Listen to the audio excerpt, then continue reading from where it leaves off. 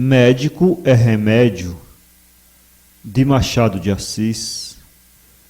Voz, Iba Mendes. Em que diabo conversavam estas duas moças metidas na alcova? Conversam do Miranda, um rapaz engenheiro que vai casar com uma amiga delas. Este Miranda é um noivo como qualquer outro e não inventou o quadrado da hipotenusa. É bonito, mas não é um Apolo. Também não é rico. Tem mocidade, alguma instrução e um bom emprego. São vantagens, mas não explicam que as duas moças se fechem na alcova para falar dele. E muito menos que uma delas, a Julieta, chore as bandeiras despregadas. Para compreender ambas as coisas, e principalmente a segunda, é preciso saber que o nosso Miranda e Julieta amaram-se há algum tempo. Pode ser mesmo que ele não a amasse. Ela é que com certeza morria por ele. Trocaram muitas cartas, as dele um pouco secas como um problema, a dela enfeitada de todos os retalhos de frases que lhe lembravam dos romances. Creio mesmo que juraram entre si um amor eterno, não limitado à existência do sol, no máximo, mas eterno, eterno como o próprio amor. Vai então o miserável, aproveita-se da intimidade de Julieta com Malvina, namora a Malvina e pede-a em casamento. O que ainda agrava este fato é que Malvina não tinha melhor amiga que Julieta. Andaram no colégio, eram da mesma idade e trocavam as suas mais íntimas confidências.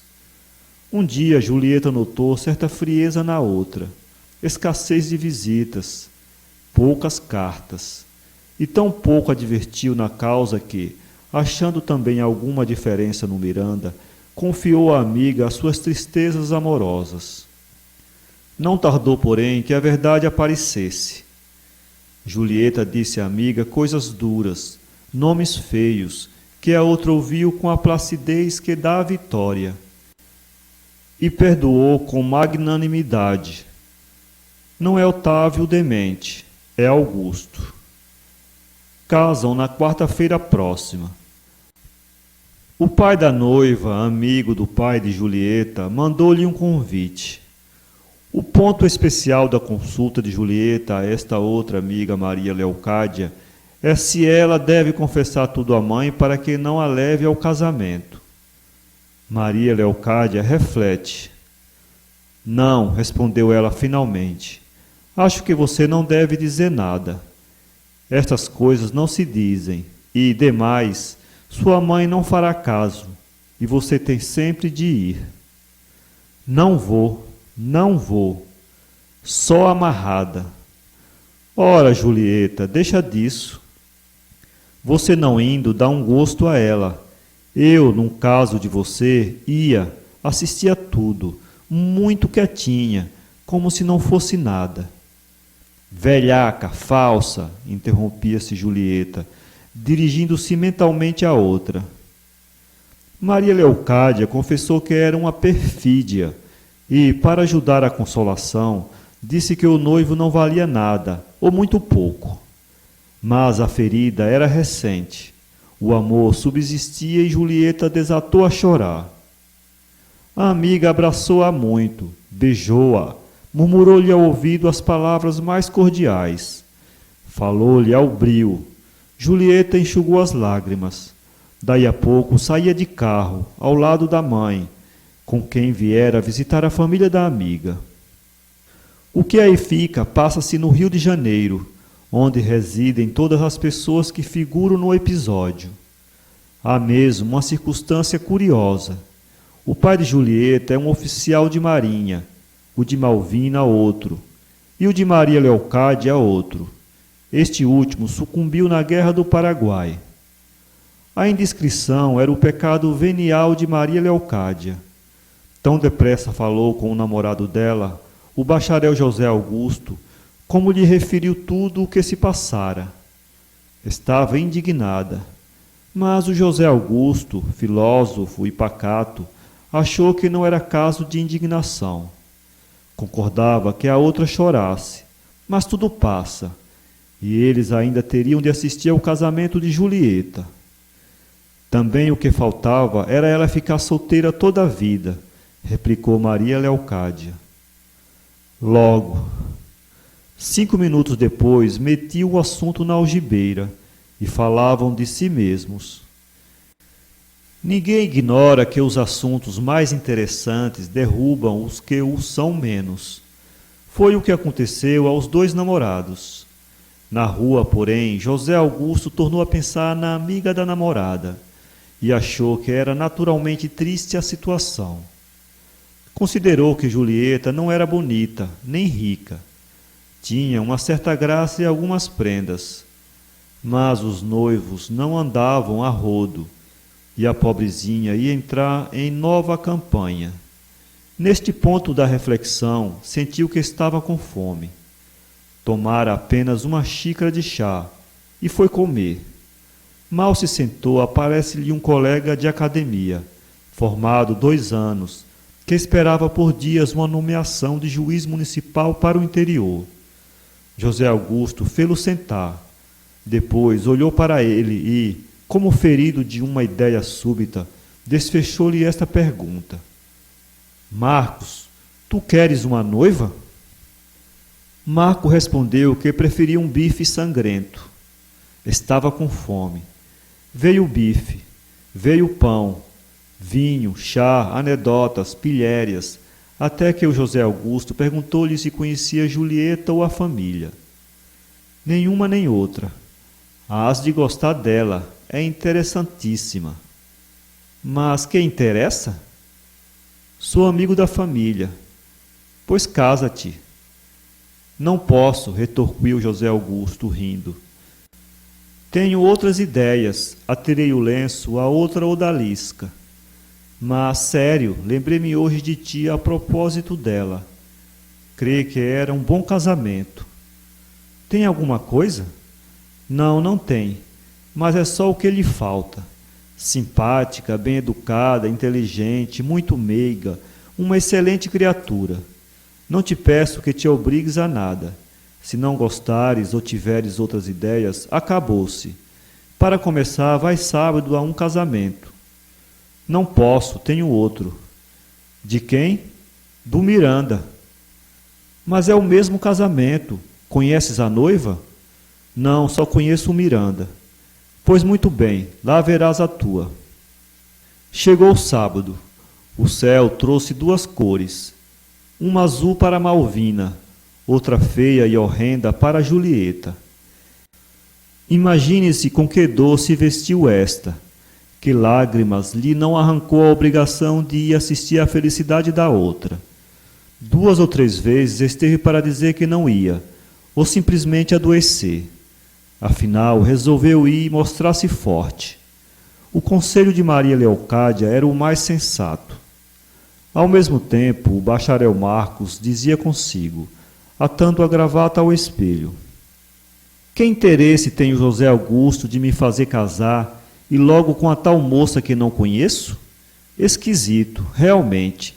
Se, ao menos, fosse alguma coisa que merecesse e pudesse. Enfiou o colete e continuou. Enfim, veremos. Às vezes essas coisas nascem assim, quando menos se espera. Está feito. Não me custa dizer-lhe algumas palavrinhas amáveis. Terá o nariz torto? Na véspera, o José Augusto dizia a Maria Leocádia: queria guardar o segredo, mas já agora digo tudo. Ando vendo se arranja um noivo para Julieta. Sim, é verdade, já dei uns toques. Creio que a coisa pode fazer-se. Quem é? Segredo. Segredo comigo? Está bom, mas não passe daqui. É um amigo, o bacharel Marcos, um bonito rapaz. Não diga nada a Julieta. É muito orgulhosa, pode recusar, se entender que lhe estamos fazendo algum favor.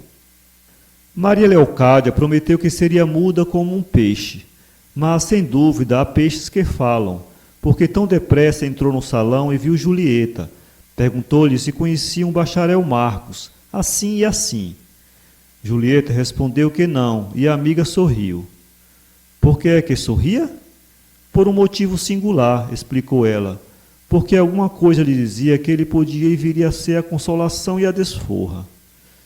Julieta estava linda e triste, e a tristeza era o que mais lhe realçava as graças naturais. Ela tratava de dominá-la e conseguia-o às vezes, mas nem disfarçava tanto que se não conhecesse por baixo da crosta alegre uma camada de melancolia, nem por tanto tempo que não caísse de espaço a espaço no mais profundo abatimento.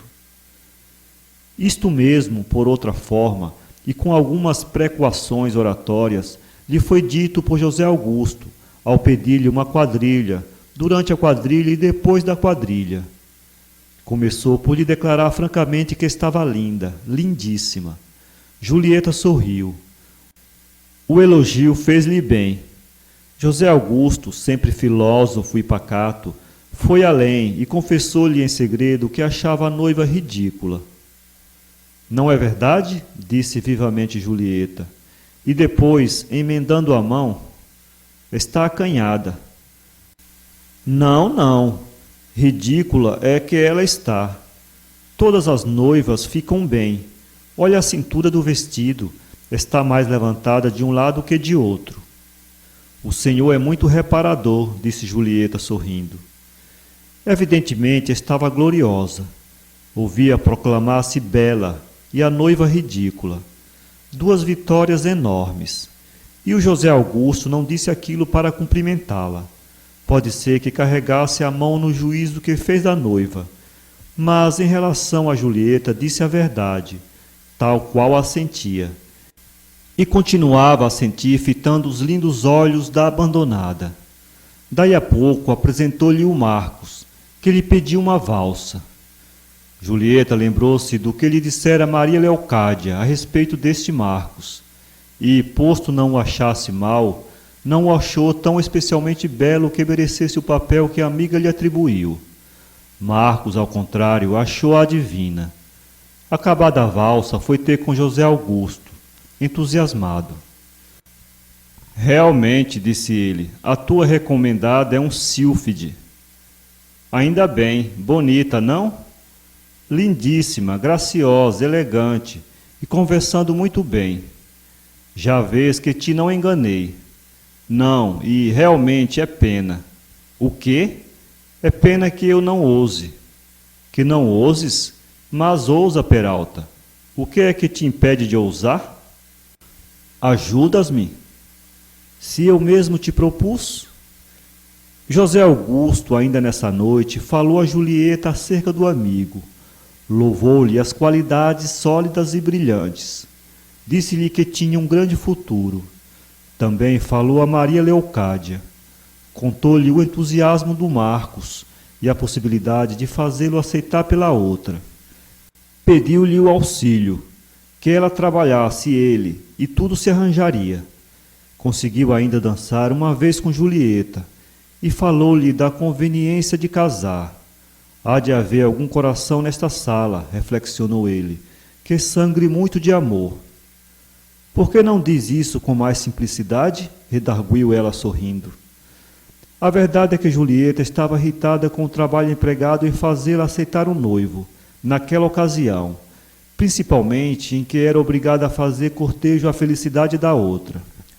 Não falei desta nem do noivo. Para quê? Vale como antecedentes da ação. Mas que sejam bonitos ou feios, que estejam ou não felizes, é o que não importa. O que importa unicamente é o que vai suceder com a rival vencida.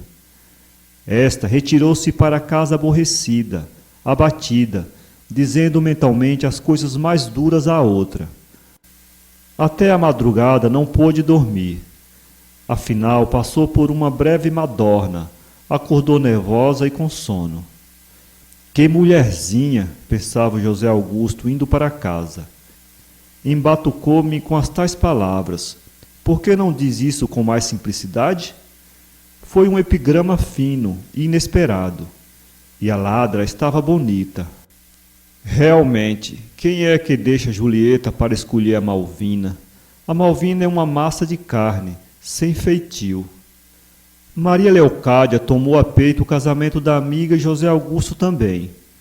Julieta não dava esperanças e, coisa singular, era menos expressiva com a amiga do que o namorado desta. Tinha vergonha de falar com a outra em tais matérias. Por outro lado, a linguagem de José Augusto era mais própria a fazer-lhe nascer o amor, que ela sinceramente desejava sentir pelo Marcos. Não queria casar sem amor. José Augusto, posto que filósofo e pacato, adoçava as suas reflexões de uma certa cor íntima. Além disso, dava-lhes o prestígio do sexo. Julieta chegou a pedir-lhe perdão da resposta que lhe dera no dia das bodas de Malvina. Confesso, disse ela, que o amor não pode falar com simplicidade. José Augusto concordou com esse parecer, e ambos entraram por uma tal floresta de estilo que se perderam inteiramente. Ao cabo de muitos dias foram achar-se à porta de uma caverna, de onde saía um dragão azul, que os tomou e voou com eles pelos ares fora até a porta da matriz do sacramento. Ninguém ignora o que estes dragões vão fazer às igrejas. Maria Leocádia teve de repetir contra Julieta tudo o que esta disse de Malvina. Plagiária. São Paulo, 2016.